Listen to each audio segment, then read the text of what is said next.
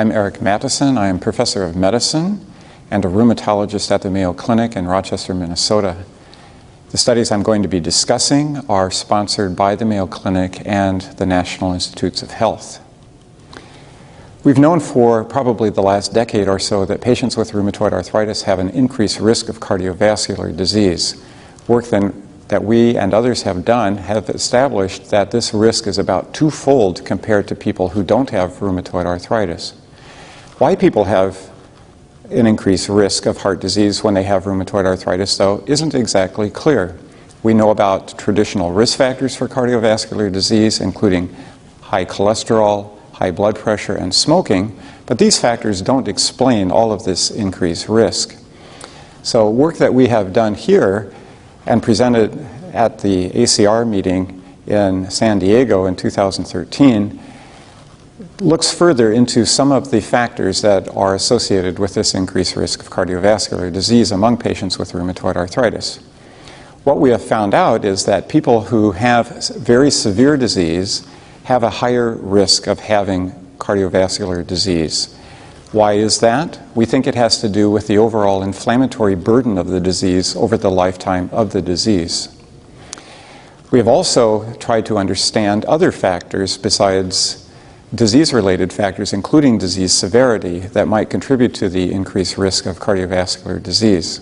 Another thing that we looked at was the age at menopause. We know that about 3/4 of people who have rheumatoid arthritis are women, and that there is some kind of hormonal link, not only to the disease, but also to the risk for cardiovascular disease. In fact, in the past, hormone replacement therapy postmenopausal was even used to try and reduce the risk of cardiovascular disease. What we did was to look at age of menopause among patients with rheumatoid arthritis, and we found that women who have early menopause, that is, below the age of 45, have a somewhat increased risk of cardiovascular disease, which supports the idea that there is a contribution of hormones to the risk of developing heart disease. What exactly this risk is in patients with rheumatoid arthritis, we're not sure, but there is a clear link. Another factor that we examined is hyperuricemia. We've learned over the past couple of years that patients who have high levels of uric acid, which is associated with gout, also have an increased risk of heart disease. For a long time, it was thought that patients with rheumatoid arthritis didn't even get gout. We know now that that's not true, and in fact, we have learned in the meantime that patients with high uric acid levels who have rheumatoid arthritis also have an increased risk for developing cardiovascular disease. So trying to understand why people with rheumatoid arthritis develop cardiovascular disease is still something that is very much in progress. And even at a molecular level, we don't know exactly what the link is. We think that it has to do with systemic inflammation.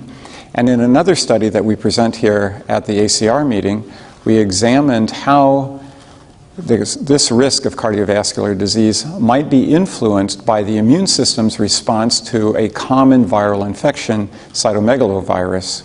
We don't think that cytomegalovirus directly causes rheumatoid arthritis, nor in our studies is the cause of the increased risk of heart disease, but rather we think that in patients with rheumatoid arthritis, having cytomegalovirus somehow alters the immune system in such a way that there are increased inflammatory proteins, which is what we found in our study, that are also linked to an increased risk for heart disease, and we think that this may be the mechanism by which patients who have rheumatoid arthritis may also be at higher risk for cardiovascular disease.